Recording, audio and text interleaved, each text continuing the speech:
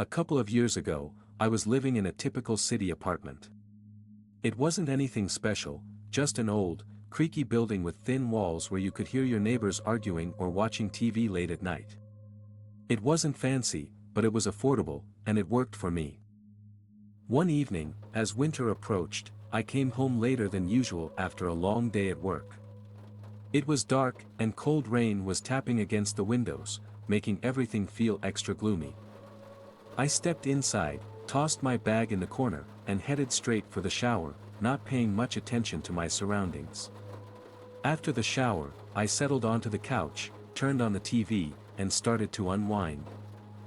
The evening felt normal, but something small caught my attention. It seemed like a few of my things had been moved. I shrugged it off, thinking maybe I had just forgotten or was too tired to notice earlier. But the feeling that something wasn't quite right stayed with me. The next morning, though, things got weirder. I walked into the kitchen and found a coffee cup sitting on the counter that I was sure I hadn't used. There were dirty footprints on the floor, despite the fact that I hadn't gone out in my shoes the night before. At the time, I didn't think it was anything serious. It's easy to dismiss things like that when you live in a big city. Things get misplaced, you forget stuff, and maybe you just didn't notice. I brushed it off as my own forgetfulness and went to work. But that night, things escalated. I woke up to a sound coming from the kitchen. At first, I thought it was just my neighbor, but this noise was different. It was soft, almost like a quiet shuffling sound, like someone moving around in my apartment. I lay in bed, straining to listen. The shuffling stopped, but now I could hear faint footsteps. My rational mind tried to calm me down, telling me it was just a mouse or something, but deep inside, I felt a cold, creeping fear that something was wrong. I forced myself to get out of bed and check.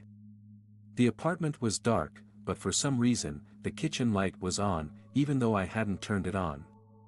When I stepped inside, I immediately felt a chill. The window was open, even though I knew I had closed it earlier. I closed the window, locking it this time, and stood there for a few minutes trying to convince myself that I'd left it open by mistake. But deep down, I knew that wasn't true. For the next few nights, things got progressively stranger.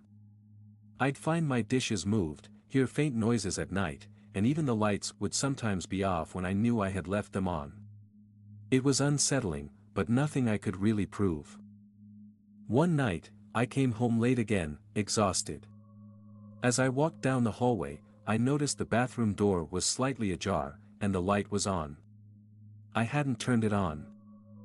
I cautiously stepped inside, feeling my skin prickle. That's when I saw it. Written in the fog on the bathroom mirror, as if someone had run a finger through the condensation, were the words, "Are you alone?" My heart stopped. I rushed to the front door, but it was locked from the inside. Panicked, I finally managed to unlock it and bolted out of the apartment, calling my friends in a frenzy. When I explained what had happened, no one believed me. They all said I was just stressed, maybe imagining things. But I couldn't stay in that apartment anymore. The feeling that someone, or something, had been inside, watching me, never left me. I moved out the next day and never went back. Even now, the memory sends chills down my spine. Whatever, or whoever, had been there wasn't supposed to be. And I'll never shake the feeling that they still are.